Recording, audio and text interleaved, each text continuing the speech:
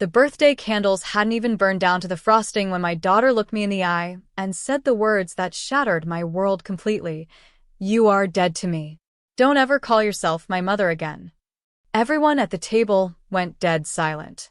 The betrayal cut so deep I couldn't breathe, especially because I had sacrificed everything to give her the perfect life.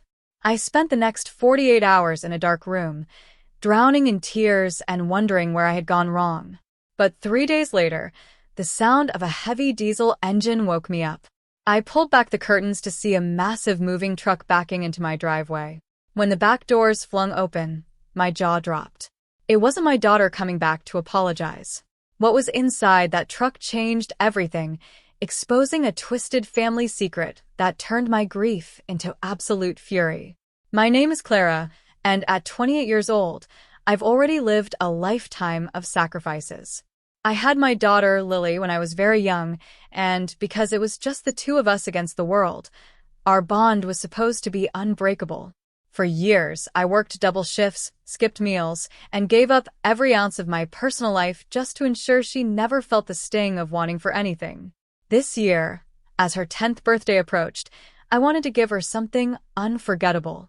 I spent 3 months meticulously planning a beautiful backyard party, saving up every spare dollar for a custom cake, fairy lights, and all of her favorite things.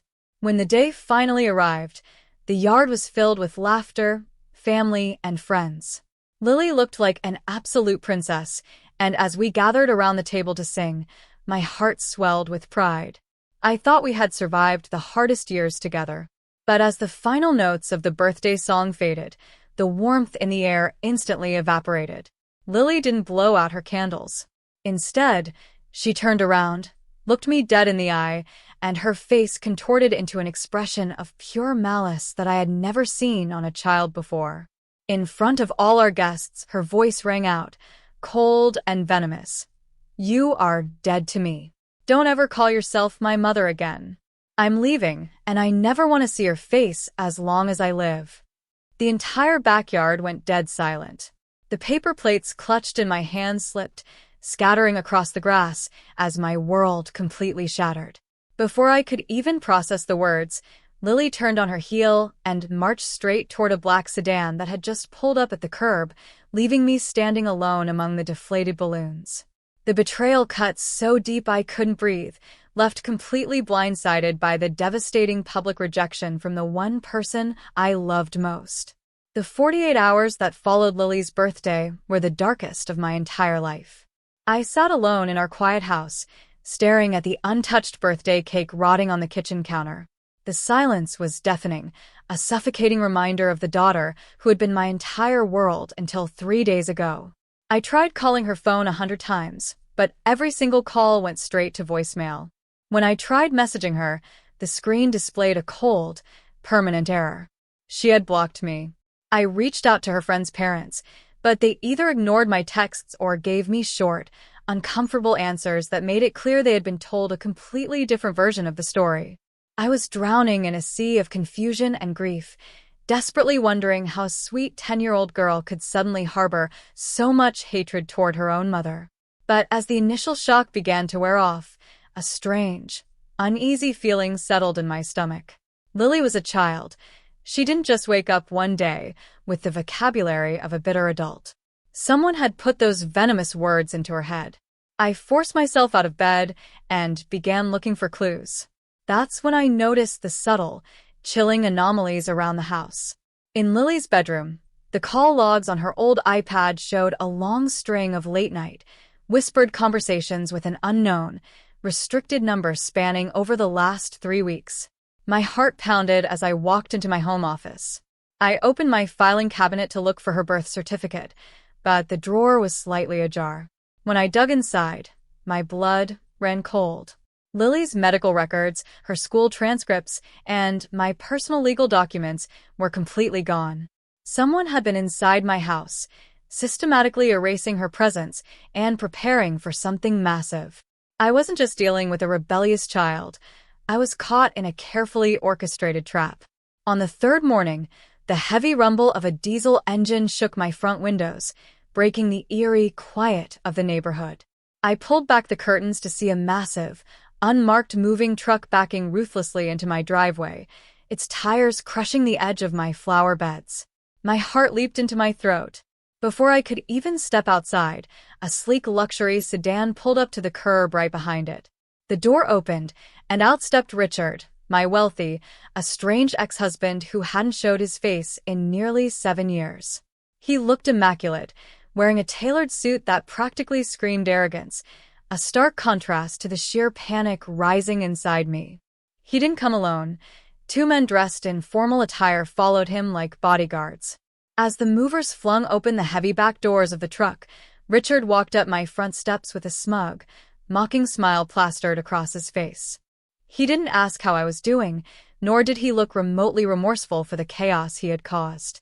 Instead, he slapped a thick stack of legal documents right against my chest.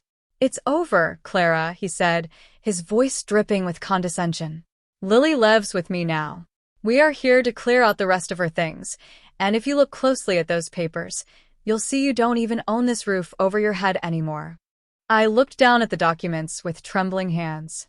It was a fraudulent custody order paired with an eviction notice, completely fabricated to look official. He had spent weeks poisoning Lily's mind, promising her a life of unimaginable luxury and vacations if she publicly rejected me, all to fulfill a bitter, long-standing grudge. They thought they could simply march into my life, use my daughter as a weapon, and strip away everything I had left.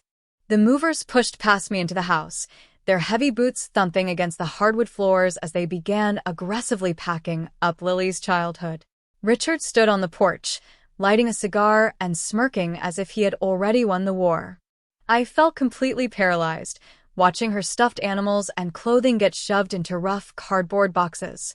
But in their rush to strip my home bare, one of the supervisors accidentally dropped a thick, leather-bound corporate binder onto the hallway floor.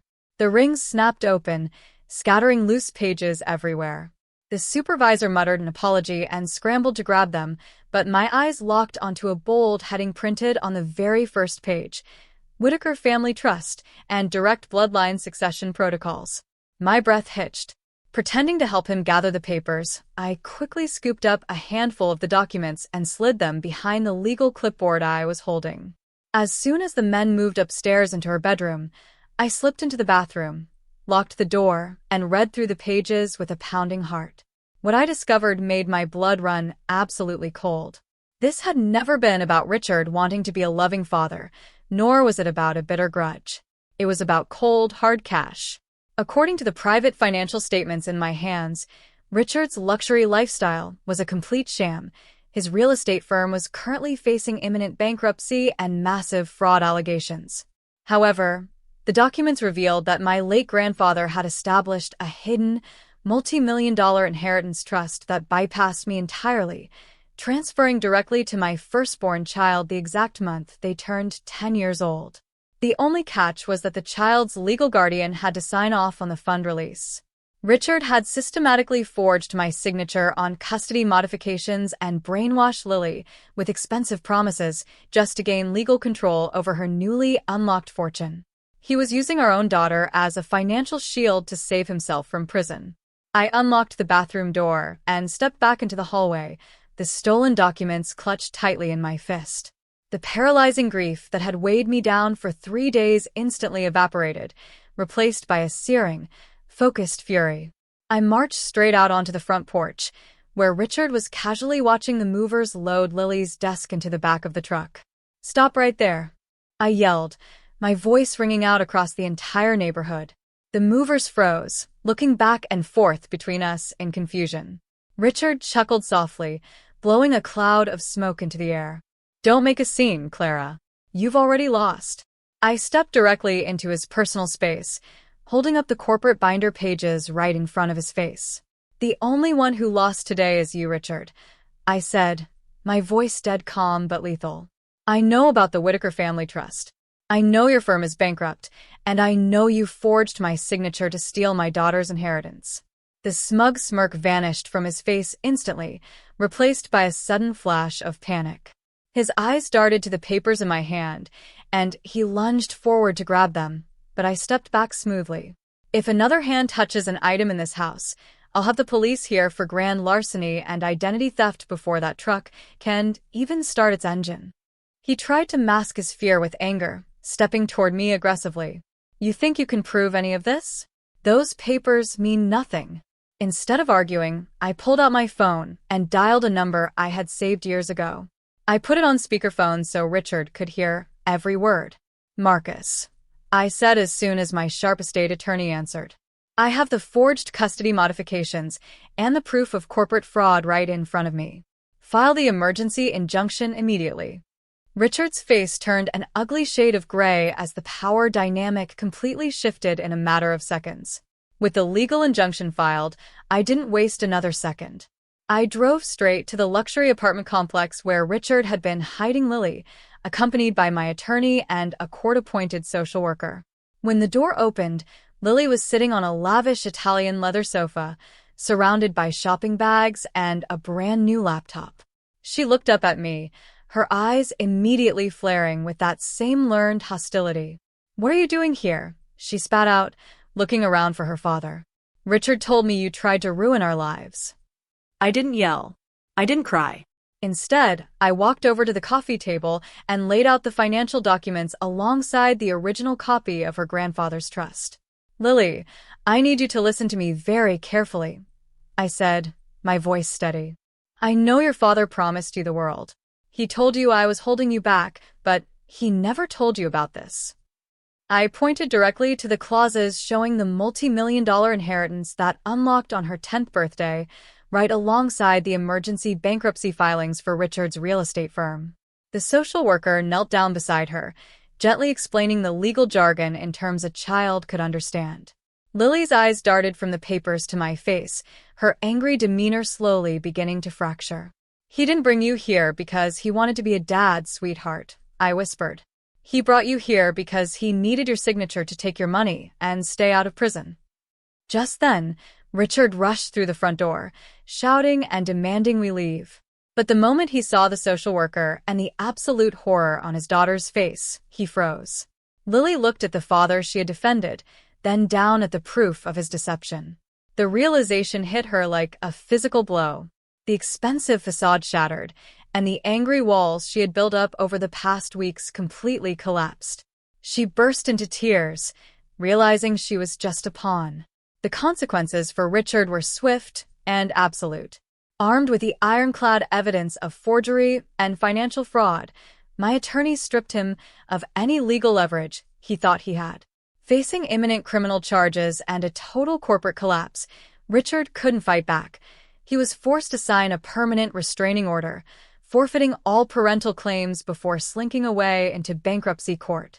The heavy moving truck that had threatened to uproot my entire life ended up leaving my driveway completely empty, its engine a distant rumble as peace finally returned to our neighborhood. But the real work was just beginning inside our home. The emotional damage Richard left in his wake couldn't be cleared out as easily as cardboard boxes. For the first few weeks, Lily was quiet, carrying a heavy burden of guilt for the cruel words she had screamed on her birthday. I didn't push her, nor did I ever say, "I told you so." Instead, I did what I had always done.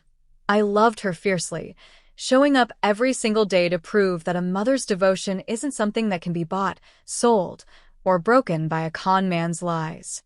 Slowly, the walls began to come down, replaced by late-night kitchen talks and real, healing tears. Today, the Whitaker Trust remains safely locked away, untouched until Lily is truly mature enough to handle it on her own terms. We are rebuilding our lives from the ground up, stronger and more vigilant than we ever were before. This ordeal taught me that predators often were the most familiar faces, but it also proved that truth is the ultimate shield. Now, I have to ask you, what would you do if a family member turned your own child against you for money? Have you ever witnessed greed tear a household apart? Comment your thoughts below, and don't forget to watch the other stories on your screen.